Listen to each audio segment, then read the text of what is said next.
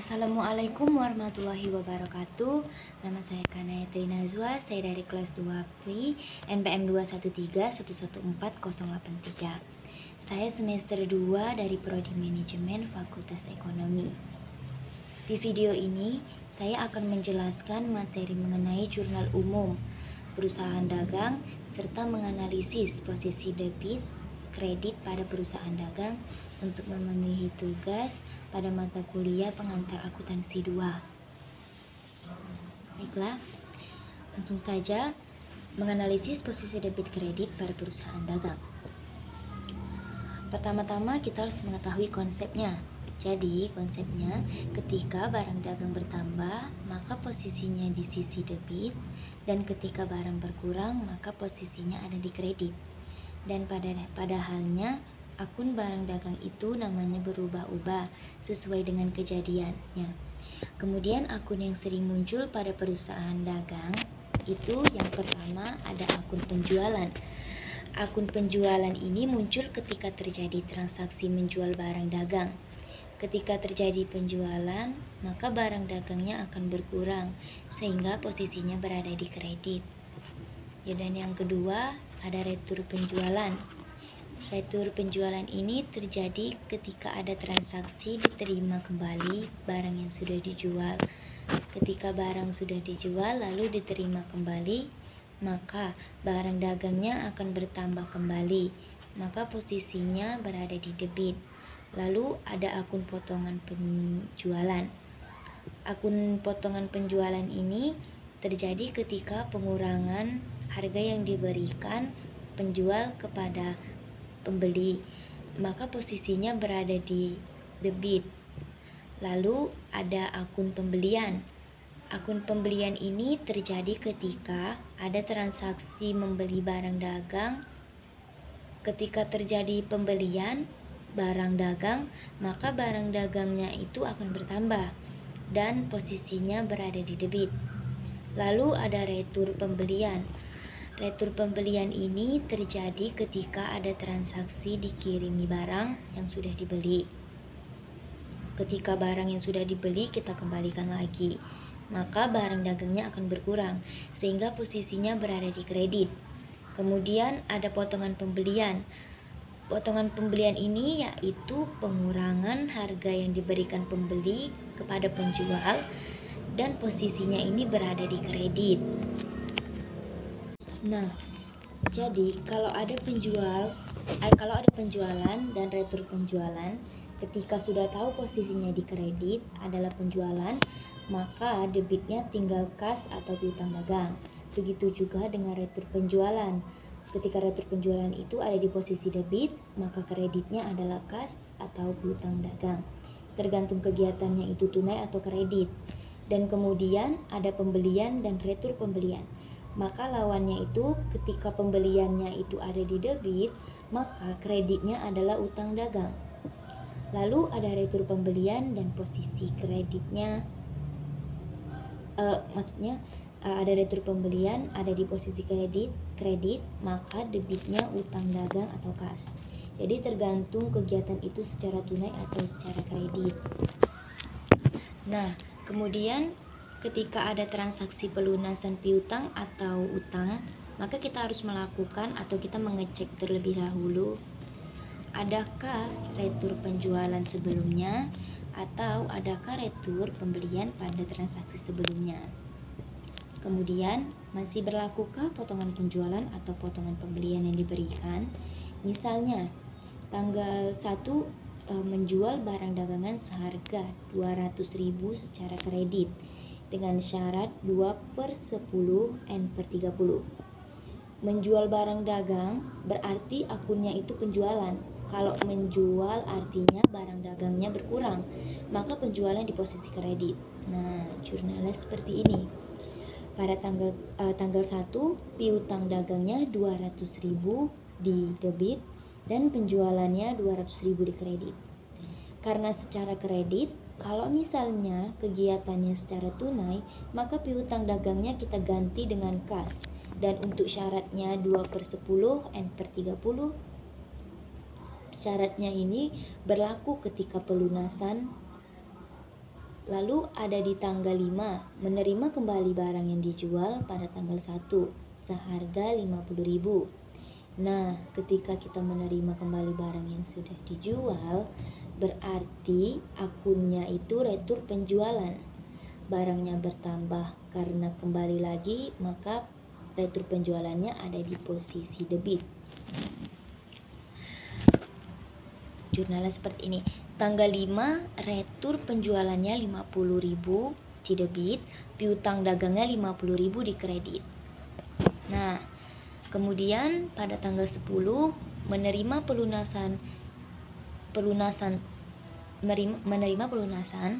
transaksi atas tanggal 1. Jadi tanggal 1 tadi itu dilunasi. Nah, piutang dagangnya kan semula 200.000, tetapi di tanggal 5 piutang dagangnya sudah dikurangi pada posisi kredit. Dikuranginya 50.000. Berarti piutang dagangnya tersisa 150.000. Nah, jadi kita sudah mengecek retur penjualannya. Kemudian yang kedua, masih berlakukah potongan penjualan? Jadi potongan penjualannya itu 2/10. Pada tanggal 1 potongan penjualannya 2%. Ini diberikan ketika dilunasi dalam waktu 10 hari. Dari tanggal 1 sampai tanggal 10 kurang dari 10 hari, maka 2%-nya itu potongan penjualannya harus diberikan. Jurnalnya seperti ini. Pada tanggal 10 kasnya itu 147.000. Hanya menerima uang sebesar 147.000 karena memberikan potongan sebesar 2%. 3.000-nya itu didapatkan dari 2% yang kita kalikan dengan 150.000. Piutang dagangnya hanya tersisa 150.000. Nah, jadi 150.000-nya itu kita dikali dengan 2%. Hasilnya 3.000. Lalu kemudian ada transaksi pada tanggal 1. Dibeli barang dagangan secara kredit dari PT Bintang seharga 160 juta dengan termin atau dengan syarat 2/10 N/30.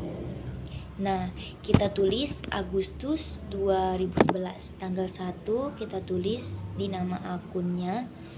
Karena transaksinya di tanggal 1 itu membeli, maka nama akunnya itu pembelian. Dan karena barangnya itu bertambah, maka pembeliannya ada di posisi debit. Dan kreditnya adalah utang. Karena utangnya bertambah, dan nominalnya kita tulis sebesar 160 juta. Lalu di tanggal 2, dijual barang dagangan kepada tuan tarikan senilai 50.000 dengan termin atau syarat 1/10 N/30. Pada tanggal 2, nama akunnya itu penjualan. Ketika menjual barang dagangannya berkurang, maka penjualan ada di posisi kredit. Debitnya yaitu piutang dagang, karena secara kredit. Nah, kita tuliskanlah nominalnya 50 juta. Kemudian di tanggal 4, dijual barang dagangannya kepada Tuan Bramantio senilai 80 juta dengan termin atau syarat 2/10 N/30. Nah, kita tuliskanlah nominalnya 80 juta. Masih di tanggal 4, dikembalikannya barang dagang yang dibeli pada tanggal 1 Agustus seharga 20 juta. Nah, pada tanggal 1-nya ini kepada PT Bintang. Karena di tanggal 4-nya dikembalikan barang yang telah dibeli, maka namanya retur pembelian. Barang yang sudah dibeli itu. Pengembalian barang dagangan yang dibeli pada PT Bintang. Jadi utang dagang kita itu sudah berkurang sebesar 20 juta kepada PT Bintang. Kemudian pada tanggal 8 dibayar seluruh utang kepada PT Bintang untuk pembelian barang dagang yang dilakukan pada tanggal 1 Agustus. Pada tanggal 1 Agustus ini ada utang dagang bertambah sebesar 160 juta. Nah, kemudian di tanggal 4 ada lagi utang dagangnya di posisi debit. Berarti utang dagangnya berkurang sebesar 20 juta. Berarti utang dagang yang tersisa 140 juta. Utang dagang yang 160 juta kita kurangi 20 juta, maka hasilnya 140 juta. Nah, pada tanggal 8 nama akunnya ini utang dagang, nominalnya 140 juta di debit. Kemudian, dapatkah potongan pembelian pada tanggal 1? Ada 2/10 N/30. Jadi, dapat potongannya itu 2%. Kalau dilunasi dalam waktu 10 hari. 10 hari itu setelah tanggal 1 itu tanggal 11. Nah, di sini tanggal 8 berarti berhak mendapat potongan pembelian sebesar 2%. 2% dikali 140 juta sama dengan 2.800.000 rupiah di kredit. Pada akun potongan pembelian dan kas yang kita keluarkan untuk melunasi utang sebesar 130.200.000 rupiah di posisi kredit. Nah, ketika sudah selesai, jangan lupa untuk menjumlahkan dan hasilnya harus sama antara debit dan kredit. Nah, kita kembali lagi untuk jurnal umum perusahaan dagang. Pertama-tama, apa itu perusahaan dagang? Jadi, perusahaan dagang yang kegiatan utamanya membeli dan menjual kembali barang dagang tanpa mengubah wujud barang tersebut dengan tujuan memperoleh keuntungan. Di dalam jurnal, ketika membeli barang dagang, maka persediaan barang dagangnya akan bertambah sehingga posisinya di debit. Sebaliknya, ketika menjual barang dagang akan berkurang dan posisinya berada di sebelah kredit. Kemudian ada syarat atau termin pembayaran.